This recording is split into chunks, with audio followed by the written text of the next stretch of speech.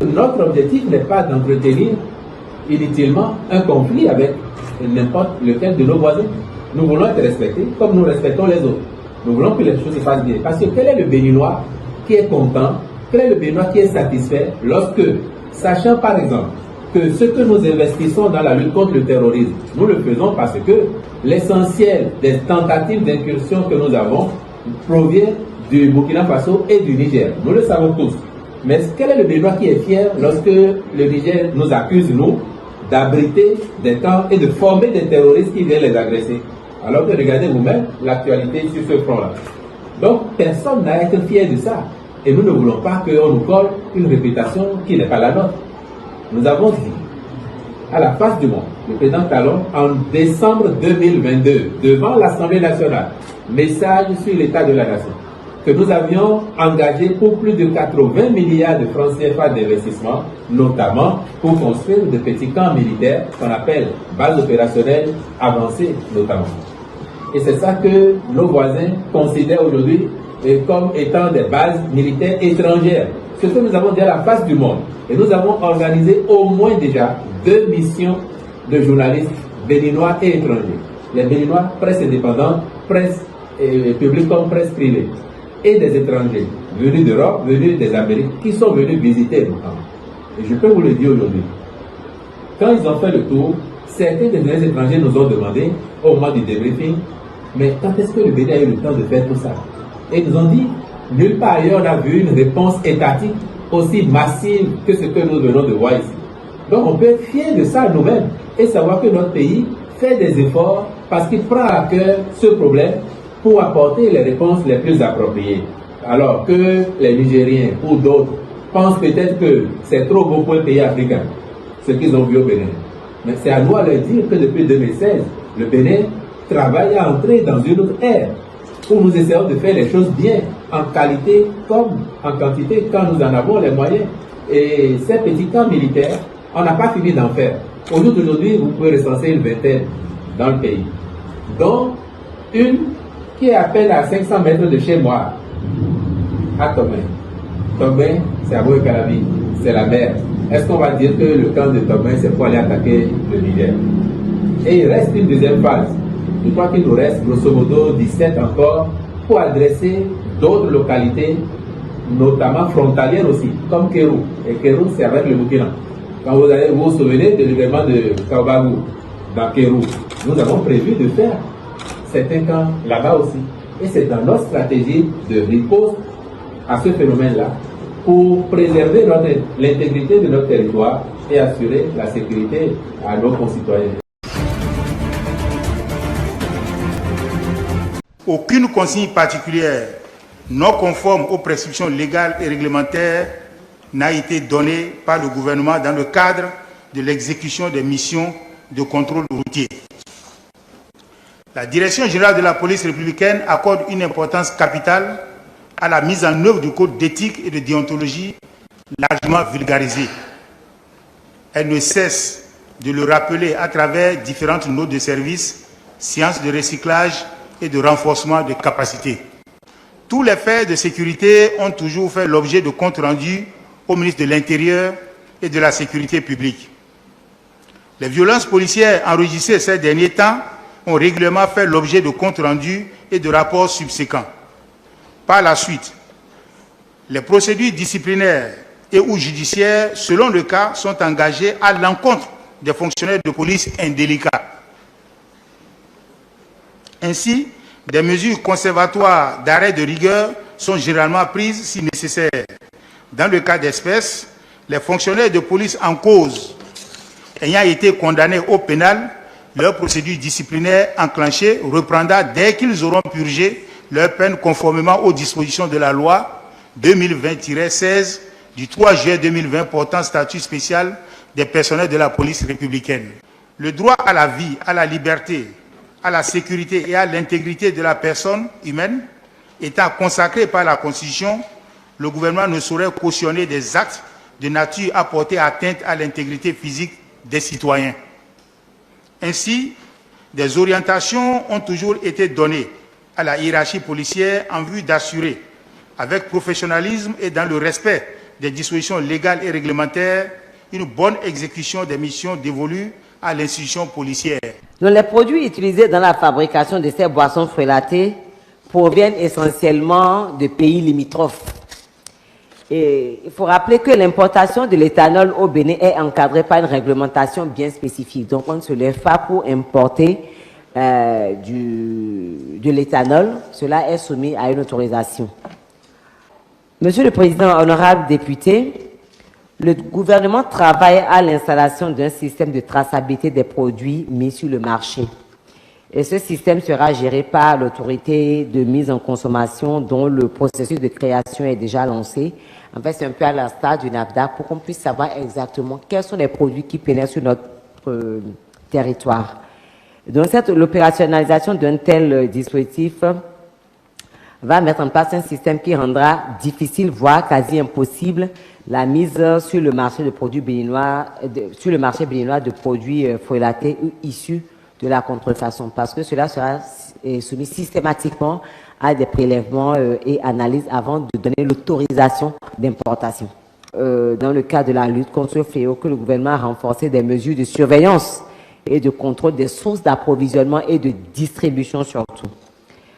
Donc, le premier, le renforcement du cadre juridique de protection des consommateurs par l'élaboration du Code de la consommation qui est en cours, donc c'est au PTA 2024. Donc, d'ici la fin de l'année, nous allons avoir un Code de la consommation qui protège le consommateur. Et l'élaboration et la mise en œuvre d'une stratégie de lutte contre la production et la commercialisation et la consommation de boissons frelatées assortie à un plan d'action est également inscrite au PTA du ministère du Commerce cette année, PTA 2024. Le choix porté sur le Bénin pour abriter cet important événement nous conforte dans la vision du président Patrice Talon, traduite dans l'ambitieux programme d'action du gouvernement 2021-2026 à travers son pilier 3 intitulé « Accroître durablement le bien-être social des populations » dont l'un des impacts sociaux et économiques attendu est le renforcement de la résilience du pays aux aléas dus au changement climatique. Le SAP-MR s'intègre parfaitement dans le plan national d'adaptation au changement climatique adopté en 2002, qui se veut un outil prospectif à moyen et à long terme pour réduire les impacts des risques et catastrophes climatiques des secteurs de développement du Bénin et renforcer la résilience climatique tant pour les écosystèmes que pour les populations avec leurs moyens d'existence durables. Par ailleurs, selon le rapport sur le développement durable édition 2023, le Bénin serait sur la bonne voie pour l'atteinte de l'ODD 13, lutte contre les changements climatiques. Le projet qui nous réunit aujourd'hui, le projet Adaptwap, est structuré autour de 4 composantes. Il y a une composante dédiée au renforcement des capacités des structures nationales. On cherche des thématiques objets de notre projet. Il y a une activité essentiellement axée sur la mise en œuvre de ce système d'alerte précoce, et je pense que nous avons réussi ce pari-là ensemble. Une troisième composante dédiée aux activités d'adaptation sur le terrain, donc d'adaptation des écosystèmes, mais aussi des populations qui vivent au niveau de ces écosystèmes, et une quatrième composante dédiée au renforcement des capacités et à la sensibilisation. Les actions de ce projet consistent à la réalisation d'analyses spécifiques sur l'alerte précoce multirisque, actions anticipatoires au niveau communautaire, local et central, pour une meilleure appropriation du dispositif d'anticipation au risque de catastrophes naturelles.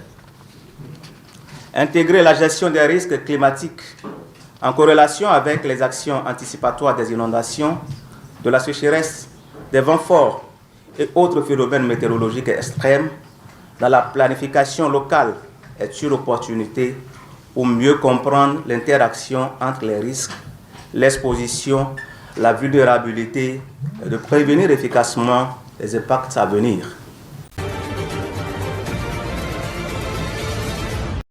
Les États-Unis et le Niger ont convenu que les troupes américaines quitteraient le pays au plus tard le 15 septembre 2024.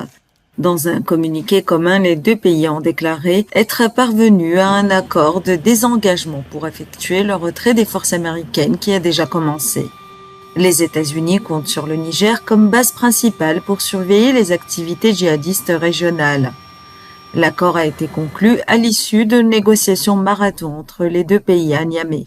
La junte militaire qui a pris le pouvoir l'année dernière a déjà ordonné le départ des troupes françaises tout en se rapprochant de la Russie.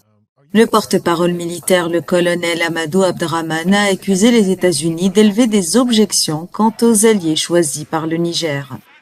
Les tensions se sont accrues entre les États-Unis et le Niger après le renversement du président élu Mohamed Bazoum l'année dernière. En mars, le Niger a annoncé la fin de son accord militaire avec les États-Unis.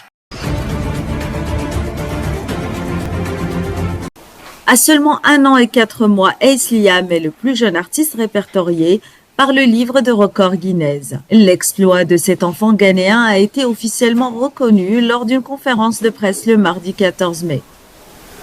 Il peint quand il me voit peindre, donc si j'ai mon installation, il ira tirer sa chaise et viendra facilement s'asseoir à côté de moi. Au début, comme il n'avait que 6 mois, il rampait à peine, mais quand il a commencé à ramper réellement, je versais la peinture sur la toile et il faisait le mélange et l'étalement. À l'âge de 11 mois, ce qui était assez tôt, j'ai reçu une languette de peinture contenant un pinceau. Intuitivement, il l'a vu, il l'a tordu, plongé comme ceci, comme quelqu'un qui essaie de charger un pinceau et de l'étaler sur la toile. C'était la première fois qu'il voyait une toile montée sur un chevalet, et il l'a fait.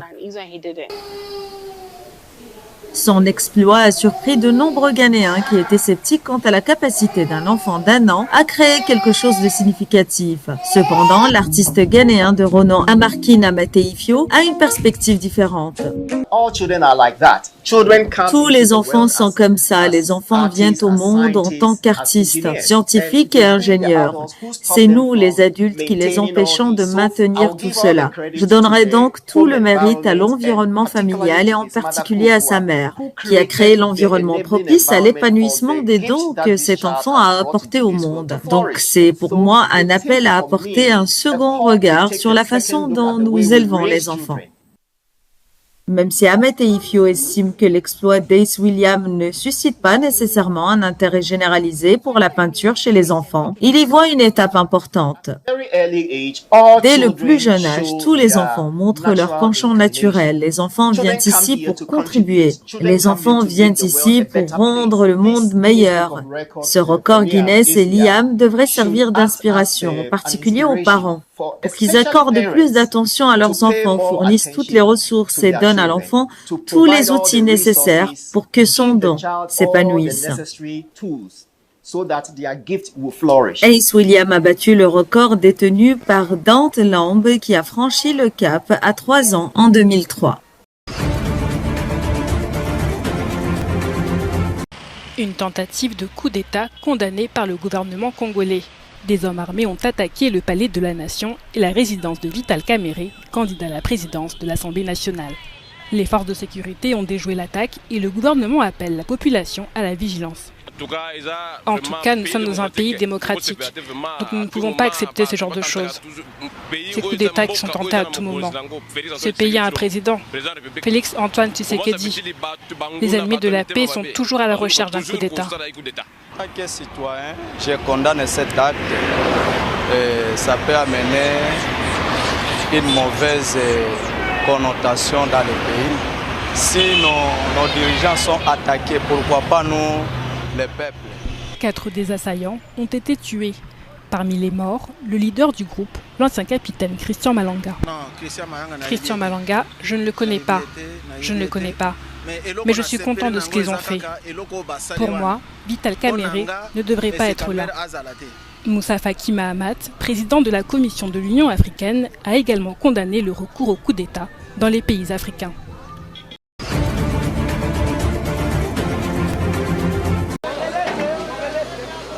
Plusieurs personnes sont restées coincées sous les décombres après l'effondrement soudain d'un immeuble au Kenya. Des témoins oculaires ont déclaré que de nombreuses personnes étaient piégées après être retournées récupérer leurs affaires pendant la suspension des travaux du bâtiment de 3 étages en cours de démolition. Un chef de la police locale a confirmé qu'une seule personne avait été retrouvée vivante. Il y a peut-être 8, 9 ou 10 jeunes hommes qui sont piégés là-dedans. Jusqu'à présent, tout allait bien, mais le gouvernement nous a tellement déçus aujourd'hui. Les secours sont arrivés trop tard, après 5 heures sans aucune aide. Les autorités kenyanes ont ordonné l'évacuation et la démolition de plusieurs bâtiments dans la zone côtière de Nairobi, la capitale. Cette décision intervient dans le cadre des inondations généralisées dans tout le pays, provoquées par les fortes pluies. Alors que les gens essayaient de récupérer leurs affaires, le bâtiment a commencé à s'effondrer. Ceux qui ont entendu des cris annonçant l'effondrement du bâtiment sont rapidement sortis, mais ceux qui se trouvaient aux étages supérieurs ont eu peur de sauter et le bâtiment s'est effondré avec eux à l'intérieur. J'ai vu 2 personnes se faire écraser. Les inondations sont alimentées par des précipitations exceptionnellement fortes pendant la saison des pluies au Kenya, qui commence en mars et s'étend parfois jusqu'en juin.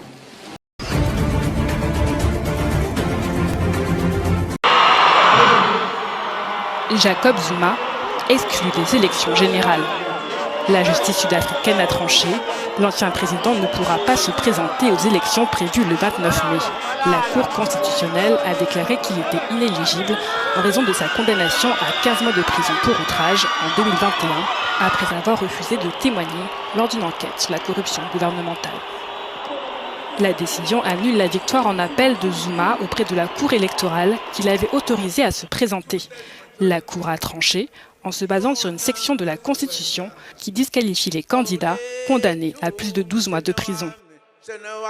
Cette décision est une fin de saga judiciaire décevante pour Zuma, qui est revenu sur le devant de la scène politique l'année dernière en prenant la tête du parti politique MK. Malgré cette exclusion, la popularité de Zuma devrait permettre à son parti d'éroder les voix de l'ANC, au pouvoir depuis 30 ans en Afrique du Sud.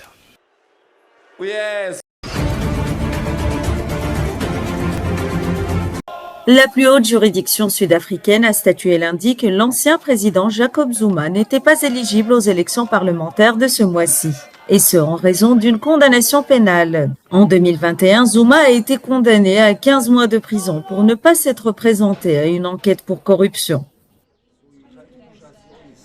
Il s'agit du plus haut tribunal du pays et nous ne pouvons pas contester cette décision. Mais c'est à nous, en tant qu'exécutif, de décider quoi faire à partir de maintenant sous la direction de Jacob Zuma.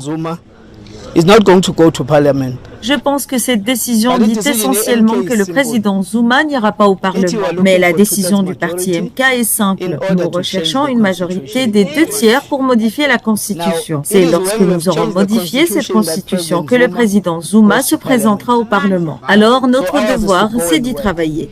Zuma, 82 ans, a été contraint de quitter ses fonctions de président en 2018. Après sa séparation du Congrès national africain ANC au pouvoir, il a fait campagne pour un nouveau parti appelé Umkhonto weSizwe du nom de la branche armée formée par l'ANC. La mort du président iranien Ibrahim Raïssi et du ministre des Affaires étrangères ainsi que plusieurs responsables du pays dans un accident d'hélicoptère constitue une grande perte pour l'Iran. D'autant plus que cela survient dans un contexte de crise de légitimité intérieure et de fortes tensions entre Téhéran et Tel Aviv. La perte du chef de l'État et du ministre des Affaires étrangères est un grave problème. Ce que la République islamique va faire, c'est montrer que ces systèmes et ces institutions continueront à fonctionner. Et elle va essayer de montrer son engagement dans ces processus. Faire avancer les élections qui sont censées se tenir dans un délai de 2 mois. Tout cela sera certainement difficile à réaliser tout en générant le soutien du public. Mais je pense fortement qu'ils resteront engagés dans ce sens et en même temps essayer de célébrer et de commémorer la vie d'Ibrahim Raïssi en tant que martyr de la République islamique. Selon la constitution iranienne, le vice-président iranien prend la relève en cas de décès du président avec l'assentiment de Khamenei. Une nouvelle élection présidentielle devrait être organisée dans les 50 jours. Je ne crois pas qu'ils vont choisir une figure obscure qui n'a pas beaucoup de notoriété pour occuper un poste aussi important. Ils vont trouver quelqu'un qui peut maintenir sa légitimité idéologique et protéger le système. Ils vont devoir trouver un individu qui a cette connectivité idéologique ainsi que publique. Raisi avait remporté l'élection présidentielle iranienne en 2021, un scrutin qui avait connu le taux de participation le plus faible de l'histoire de la République islamique.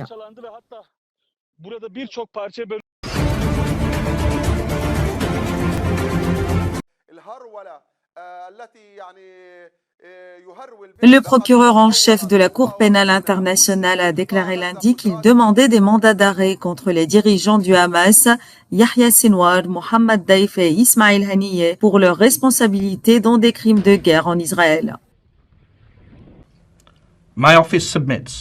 Mon bureau estime qu'il existe des motifs raisonnables de croire que ces 3 dirigeants du Hamas sont pénalement responsables du meurtre de civils israéliens lors d'attaques perpétrées par le Hamas et d'autres groupes armés le 7 octobre 2023, de la prise d'otages et d'autres crimes allégués dans nos enquêtes.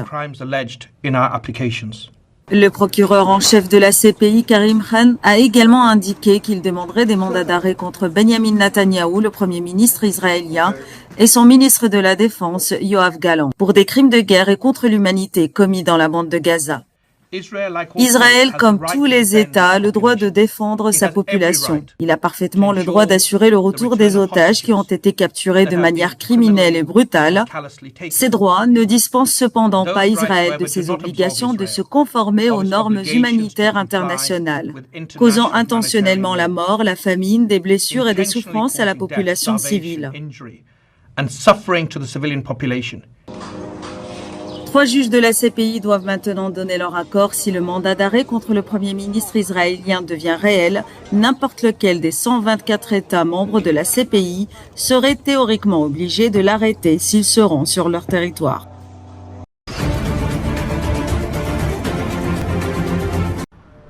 L'Afrique du Sud salue la demande de mandat d'arrêt du procureur de la Cour pénale internationale contre des dirigeants d'Israël et du Hamas. Le gouvernement sud-africain avait notamment porté plainte contre Israël devant la Cour internationale de justice, l'accusant de génocide. En tant que Premier ministre d'Israël, je rejette avec dégoût la comparaison faite par le procureur de La Haye entre l'Israël démocratique et les assassins de masse du Hamas. C'est une distorsion de la réalité. La Cour pénale internationale étudie également la possibilité de délivrer des mandats d'arrêt à l'encontre de 3 hauts responsables du Hamas pour des chefs d'accusation similaires.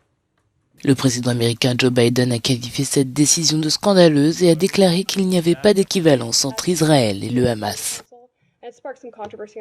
Cette décision n'aide en rien et pourrait compromettre les efforts en cours pour parvenir à un accord de cessez-le-feu qui permettrait de faire sortir les otages de Gaza et d'acheminer l'aide humanitaire. La nouvelle a suscité des réactions mitigées dans les rues de Tel Aviv, ville qui a connu des semaines de manifestations massives exigeant de l'administration Netanyahou qu'elle fasse davantage pour obtenir la libération des otages toujours détenus à Gaza. Je ne comprends pas dans quel monde nous vivons, où il y a une symétrie entre les dirigeants d'une organisation terroriste qui ont commis des massacres de masse et des chefs d'État qui ont été démocratiquement élus. Les Palestiniens du centre de Gaza ont réagi en sourdine à l'annonce de la CPI. Nous voulons des résolutions internationales décisives pour résoudre les problèmes. Nous sommes les victimes, même si nous n'avons rien à voir avec Israël ou le Hamas. Les juges de la CPI vont maintenant examiner les preuves et décider si des mandats d'arrêt peuvent être délivrés à l'encontre des dirigeants d'Israël et du Hamas.